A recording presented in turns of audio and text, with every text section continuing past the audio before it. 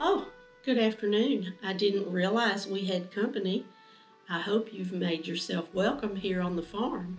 The children and I move here in the spring and summer and even into the fall so that we can take care of all the planting and harvesting and taking care of the animals that go on, particularly while John is busy in Philadelphia right now. He's attending the Continental Congress and they're doing whatever men do in meetings like that, arguing, talking. But I'm here to speak with you this afternoon. My name is Abigail Adams, and I'm going to be sharing with you what we're calling our Drop in History moment, celebrating the American semi-quincentennial, our 250th birthday, along with Key Corner chapter of the National Society Daughters of the American Revolution. I'm glad to have you visiting with me this afternoon because I have just finished reading the most engaging pamphlet called Common Sense, written by a gentleman named Thomas Paine. My husband John sent me a copy to read and then told me he wanted to hear my thoughts on what Mr. Paine had to say. I've answered him in a letter that I'm going to share with you and then let you ponder what you think about Mr. Paine's work, Common Sense. John and I are so much separated that in our life together, we are going to share over 1,000 letters.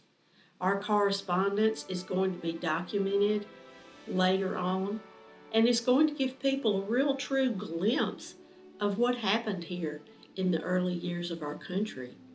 But you, lucky for you today, you're going to get a first-hand reading of my letter to John about common sense. And so I set myself to share with you. April 1776. John, I set myself to scribble a few lines as this day closes here on the farm to inform you that I am indeed in receipt of Mr. Paine's most notable pamphlet.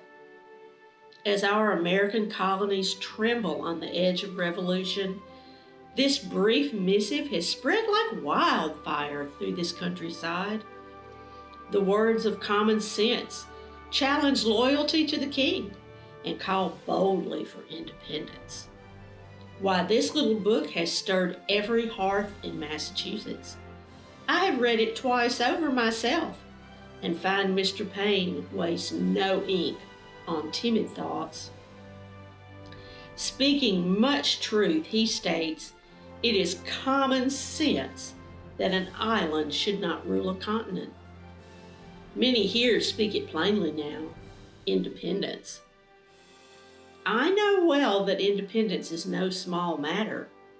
It is one thing to protest Parliament's taxes, but it is quite another to sever ties with Britain entirely. Yet not have those ties brought chains? The king does not hear our petitions. The people read this pamphlet and find courage. Why, even farmers discuss liberty as if it were bread upon the table. War already darkens our fields. Our sons and neighbors stand armed.